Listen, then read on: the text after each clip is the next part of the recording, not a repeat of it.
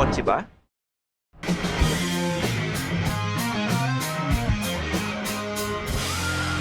Feel kotse na. When crossovers got bigger, Kia was the first to reintroduce a smaller crossover in the Philippines with the Stonic. Hindi nagtagal, Toyota presented their first small crossover in the Raze. Now in 2024, it's time for some change. Pinalitan ng Kia ang Stonic with a modern new small crossover, the Sonet. Siyempre, ang pricing nito ay close pa rin sa Raze. Kaya naman, for this video, tingnan natin kung ano ang masulit. This is the spec check of the new Kia Sonet versus the Toyota Raze. Like, subscribe, ipasa sa tito mong bibili ng kotse para sa second family niya. Joke lang, pero true sa iba.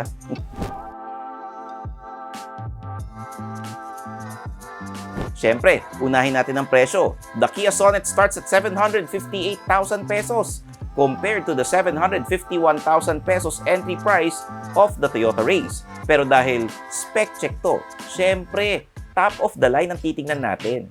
The Kia Sonet SX is priced at 1,138,000 pesos laban sa Toyota Raze Turbo na may presyong 1,063,000 pesos. 75,000 pesos difference. Tingnan natin saan tayo abutin yan.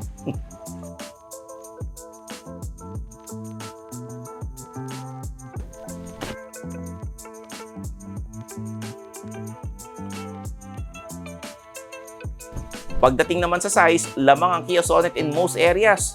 The only place na lumamang ang Raze ay sa wheelbase, which is ironic dahil overall, mas maiksi ito sa Kia Sonet. Mas mataas din ang 5mm ang Sonet against the Raze.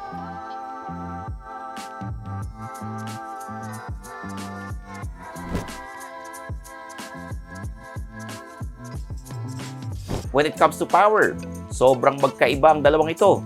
The Kia Sonet runs with a 1.5-liter gas engine, producing 113 horsepower and 144 Nm of torque paired to an IVT. Sinamahan pa nila ito ng remote engine start. Sa kabilang dako naman, the Toyota Raze has a 1-liter turbo engine that makes 97 horsepower and 140 Nm of torque paired to a CVT. Kailangan natin abangan ang full comparison namin ito para malaman natin kung alin sa dalawang mas fuel efficient. Pero kita nyo naman, mas malaki pa rin ang naturally aspirated engine ng Kia Sonet.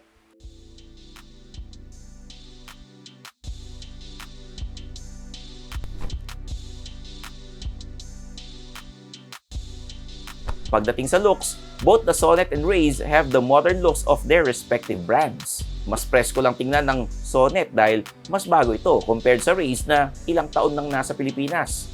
Sa amenities naman, mas mayabang ang Sonet dahil may Star Map Signature LED ito for its headlights and DRL. Medyo nag-fall behind naman ang Raze dahil sa halogen fog lights ito.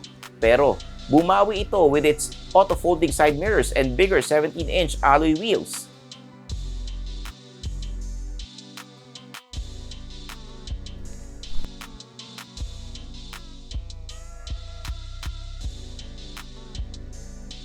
Sa cabi naman, mas lamang ang Kia Sonet overall. Sure, pumapalag ang Raze with its similar features lalo na sa digital gauge cluster, big touchscreen and automatic climate control. Kaso, anong gagawin, di ba? Mas matindi talaga mga nilagay sa Kia Sonet eh. Meron itong 10.25-inch digital gauge cluster. Same size for the touchscreen na may wireless Apple CarPlay and Android Auto. Maraming Type-C ports and wireless charger.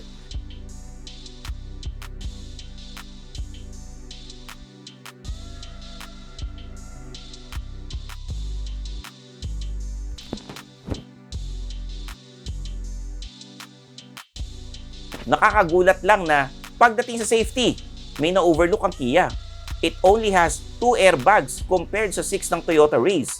Again, top of the line comparison ito Parehong may ABS with stability control, hill start assist and rear cameras ang dalawang ito. Mas loaded lang ang Kia Sonet dahil the Raze only has blind spot monitor and rear cross traffic alert as additional features. Meanwhile, the Kia Sonet has Kia Smart Sense for its advanced safety features.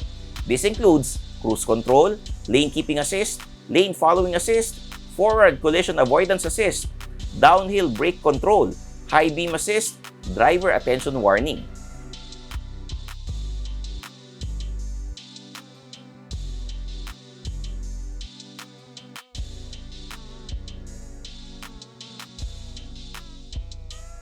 Hanggang sa dulo ng spec battle, medyo tricky ang naging tigasan tagisan ng dalawang ito.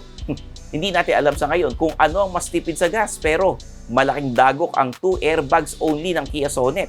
Oo, meron itong advanced safety features na useful sa city and highway driving, pero iba impact ng more airbags sa cabin Pero at the same time, mas modern din ang cabin ng Sonet. So kayo na talaga ang bahala kung ano ang mas sulit sa dalawa. Na-justify naman ng Kia kung saan napunta ang 75,000 pesos na lamang nila sa pricing dito sa Sonet. So paano ba yan? I'm your host, Stanley Chi, ang inyong senpai ng turbuhan. At magkita-kita tayo sa susunod na video, dito lang, sa Philcoche. Bye-bye!